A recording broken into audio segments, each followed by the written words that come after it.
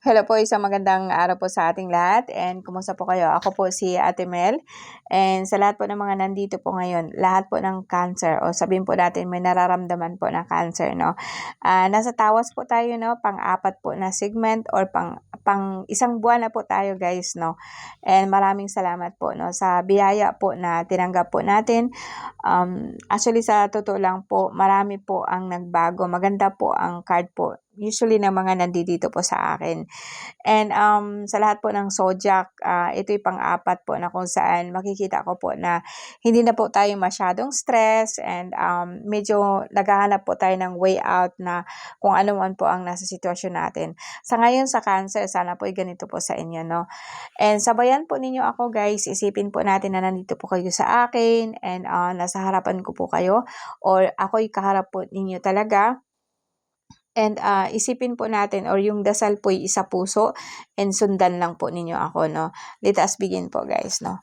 So, katulad po ng ibang zodiac, no?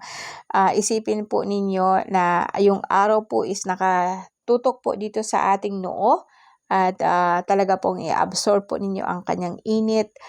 So kung hindi nyo kayang i-visualize, gawin po ninyo during the day and ganito po ang gawin ninyo bago po kayo matulog, no? Ito ay magbubukas po dito sa ating third eye na kung saan nakafocus po yung attention ninyo and paunti-unti po siyang magbubukas po hanggang dito po sa ating crown chakra. Ang crown chakra is ito po yung capacity po na to receive blessing or mensahe po galing po ng Ama, no? And ito po yung isang pinaka makapangyarihan po na ways po na natural po ng paggagamot po sa ating sarili. And lalo na po sa mga tao po na nalilito, no, napakaganda po talaga nito, no. So and sabayan po natin ng paghingang malalim na idadaan po natin sa ating ilong para po makapasok po siya dito and pagdating dito sa ating noo is mag-spread po siya dito sa ating brain and i-hold po ninyo. So hawakan po ninyo ang yung ilong and then saka po ninyo siya i-release as long as possible para itong hangin na hininga ninyo dito is talagang mapipilitan po na makapasok po dito sa cells po ng ating brain. And hinga, pagkatapos i-release po natin sa ating bibig and ito pong tiyan po natin talaga pong bigyan po natin ng push para po talaga po yung makalabas po itong hindi maganda po sa ating katawan, no? Ito po yung some sort of meditation po na kung saan like a breath technique na kung saan is magkakaroon po ng bubukas po ang ating mga cells, ang ating tinatawag po natin ng mga nervous system po sa ating katawan, no? So let us begin, no? So imagine po, no? So as I said, yung araw po, actually, you can change po yung rays po ng araw. You can change the color. Like, if you want the violet, isipin po niyo ng araw is nagbubuga po siya ng violet po, no? And talaga pong nagko-cross po dito sa ating third eye po, no? Paakyat po dito sa ating ulo. And hingang malalim. Then hold.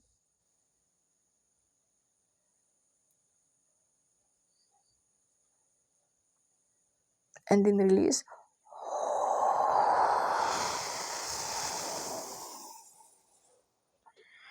Ulitin po natin ulit, no? Okay. Violet color spreading in my forehead. Sabayan po siya ng hingang malalim. And hold.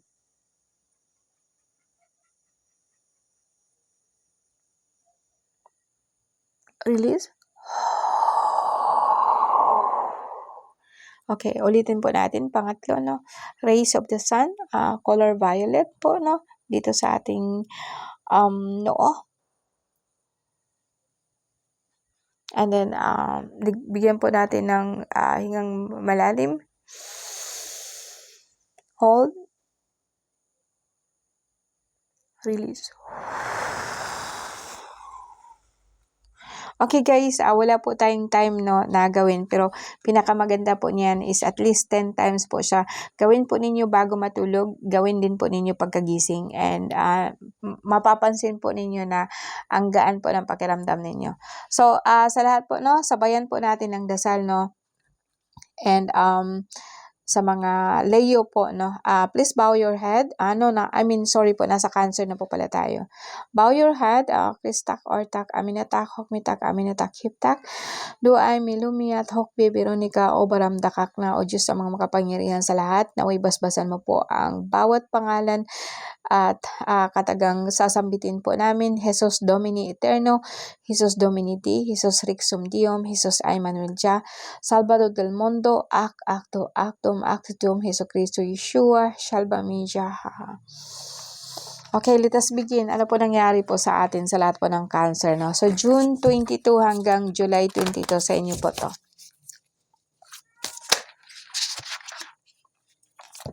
Ang Cancer po is water element po, no?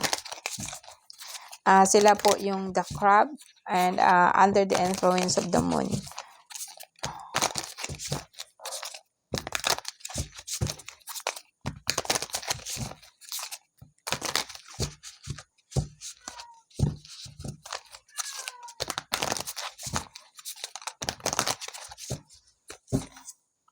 Okay, Cancer, June 22 to July 22. Sa ngayon po, medyo gumanda talaga ang card nyo. May nakita po ako dito na medyo tumaas po or medyo parang bloated po ang tiyan ninyo, and may nakita po ako mataas po ang cholesterol ninyo. Tsaka po, may tao po na lagi nakamasid sa inyo, no? Mag-asawa po sila. And may nakita din po ako ditong entrapment. Itong dito po sa gilid po ng tiyan po ninyo, talaga po siyang masakit po siya. And mayroon hunghung po dito sa tenga po na parang hangin po na kung saan maano po sa ating tiyan, no, sa ating tenga. Okay, tapusin ko ito guys, no, para magkaroon po tayo ng idea kung ano po ang nangyayari sa lahat po ng Cancer. Kung nagbago po ba talaga yung card nyo.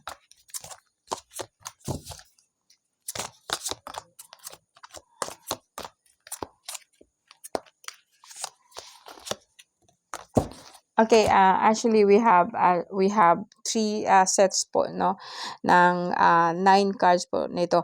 Ang unang cards po natin is lumabas po dito is like yung tinatawag po nating cholesterol is talaga pong medyo mataas po siya. Kaya nakakaramdam po tayo ng panghihilo. Meron po ako nakitang problema po ito sa fatty liver, sa heart, na kung saan para po siyang nag-enlarge, no. And dito sa pangalawa is like medyo masakit po ang ating paa, no, lalo na po dito sa may binti po, no. Minsan po nagmamanas po siya, minsan naman po is hindi. So sa lahat po ng Cancer guys, actually ang manunood lang po dito is kahit Cancer guys, yung pong gusto lang po magpatawas, no. And hindi po sa lahat po ng Cancer is mayroon pong sakit, no. And dito ngayon parang lumabas din po na mayroon po kayong problema po sa dito sa may itong tinatawag po natin na throat, no. And may nakita din po ako ditong pananakit po ng ulo. But other than that, it's okay, no. So let's analyze this. Okay, ikaw guys, as a Cancer, no, parang ang pinakasentro po ng card mo is like meron ka po talagang hinahanap, no, aalis ka po ba? Just like kung ikaw po to, parang gusto mong umalis kasi po parang dito sa Pilipinas or dito po sa atin is like mahirap po ang buhay.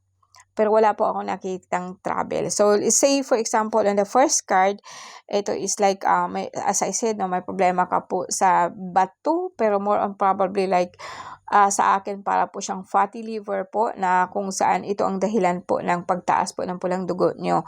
No. Ito ang pagtaas po ng cholesterol nyo.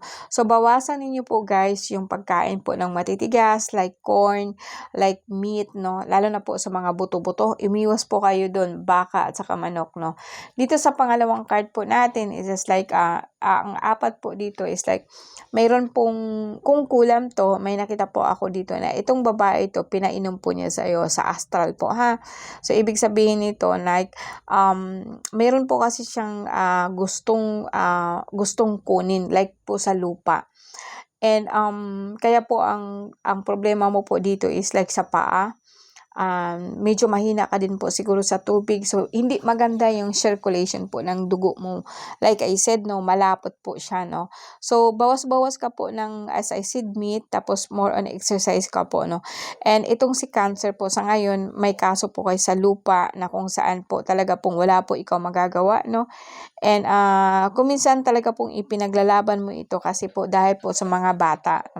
Ito lamang pangatlong segment na to is lumabas po dito. As I said, dito nga is like mayroon ditong babae, mayroon siyang interest sa'yo, which is lupa. Pagdating po dito, talaga pong confirm na itong lalaki or yung asawa po nito is like, gusto po niya kayong paalisin. Gusto po niyang paalisin and tumatawag po siya ng mga masasamang demonyo na kung saan nagpapatulong po siya dito para maalis lang po kayo dun sa lupang tinitirhan nyo. And medyo, eto naman po is like, sabihin po natin na sa ngayon, like sabihin natin na wala kang pera ngayon. And it's luckily, ang sumunod kasi na card is like 9 of Cups, no? So, 9 of Cups is sabihin po natin abundance, so sabihin po natin na okay naman po siya. So, eto guys, makita po natin na,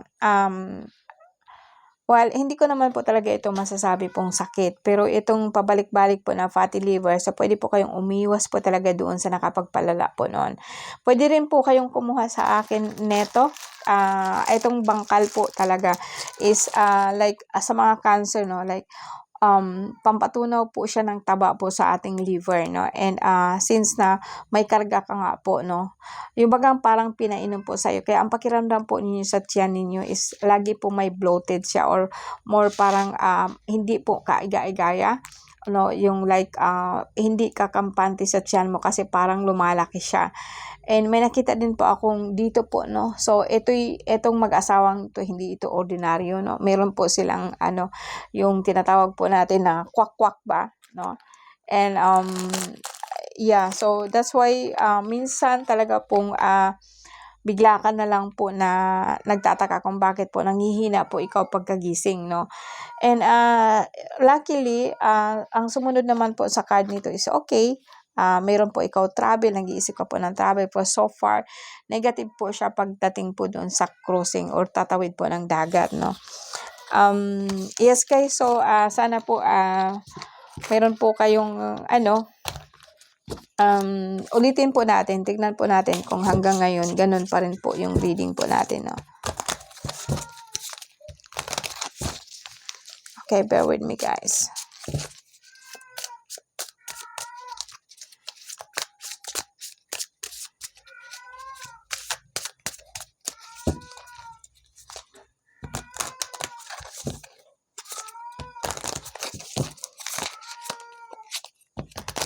Cancer, June 22 hanggang July 22.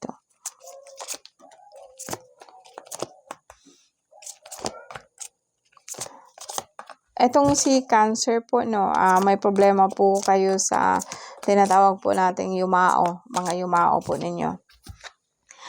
Sa Cancer po, kung titignan ko ngayon, no, parang same thing, no, bakit parang ang daming lumabas po ngayon na tiyanak? And mag-ina po to na kung saan hindi po maganda, no, yung nanay po talaga pong asbo po ito or aswang na kung saan parang mukhang anghel pero hindi po, no. Dito po may problema po kayo sa sugar, sa sugar. Parang mataas po ang sugar po natin. Pag lalaki ka, yun po ang dahilan po ng hindi po gumagaling ang UTI mo, kaya po nauwi po siya, hanggang sa nauwi po siya sa prostate. And eto may nakita po ako na parang para pong isinumpa po kayo ng isang kaluluwa na kung saan ito po yung talagang kung bakit minsan hindi ka po nakakatulog, no. And guys, mind you guys, no, sa lahat po ng mga nandito po ngayon, parang may tampo ka po talaga sa magulang mo, kung saan ka po nanggaling, nanay, tatay, na may tampo po kayo doon. And ulitin ko guys sa inyo, no, hindi po sa lahat ng zodiac mag-o-offer po ako or mag-i-encourage po kayo na kumuha. Pero sa Cancer po ngayon, kumuha po kayo neto, no? Kasi po, mataas po ang sugar nito. Ang tawag po namin dito is mambog sa Bicol. Kung meron po kayo nito, maghanap po kayo. Ito po actually is hindi po ito sanga, kundi balat po yan ng bambog, tapos binalatan pa, tapos binilad po namin. And ang isa pong ganito po is 100, good for 3 days po siya. Paulit-ulit mo lang po siyang lalagain, no? I think 3 cups po a day, no? Yun po ang dapat na maubos mo. And pero okay po ang pulang dugo mo. Kumbaga sa akin, hindi pa naman na, para lang may nakikita lang po ako talaga ng parang heart enlargement. And UTI, prostate, and then sugar. So, ito po lahat is sagot po doon sa problema mo sa sugar, problema mo sa prostate mo, and problema po sa tinatawag po nating fatty liver. Magaling po talaga ito kasi ang fatty liver po kasi natin, ito po ang unang tatamaan kapag mayroon po tayong barang. Ang Pisces po yata is hindi po talaga naka-recover, no? And alam ko naman po na masyado po kayong emotional, masyado po kayong but I think this time, no, harapin po natin talaga po ang problema mo. And ini-encourage po kita na kumuha ka po ng langis. Minsan lang po, no, ito po yung langis po natin, which is also may laman po ng 7 klaseng sinukuan. And hindi na po ito mawawala, kaya po hindi po mawawala po ang bisa nito kahit makapunta po kayo sa patay. Eto guys, no, ang gagawin po nito sa langis is like mula po sa bumbunan dito sa lahat po ng part po natin, lagyan po siya papunta.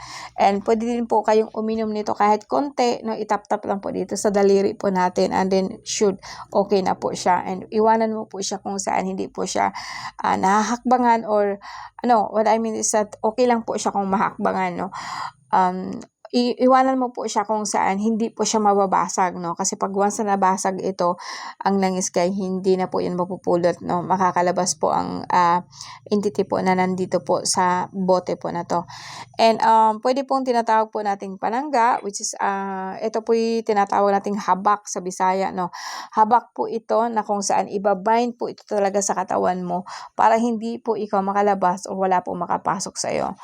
And ito yung mayroon na pong ng San Benito. San Benito na medallion po, and kasabay po dito. Actually, ang langis meron din po.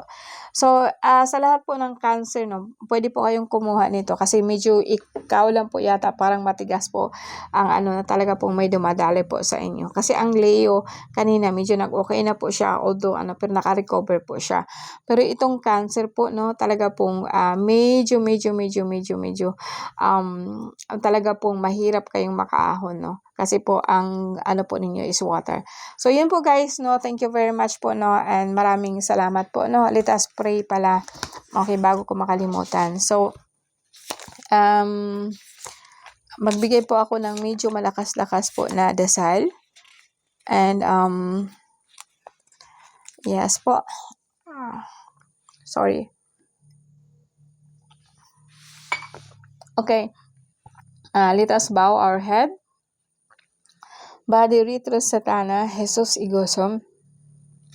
Mormorlom, mormortom, morsyatom, of matak, abunatak, imatanatak, matamakam, metamikam, magugab, mariagub, magub. And sa pamagitan po ng pangalan po ng Ama, Yod Hey Bob Hey, I declaring you okay. I declare you as you are the Son of God. And I declare you that Jesus Christ is well in you. And sa pamagitan po ng mataas po na pangalan po ng Aba, Matamakam, Mitamikam, Magubab, Mariagob, Magob, sana po ibasbasan po kayo sa pamagitan po ng kanyang anak na si Jesus. Jesus, Alleluia, Alleluia, salvame, liberame. Okay guys, maraming salamat po sa inyo, and kaiga-igayang gabi po.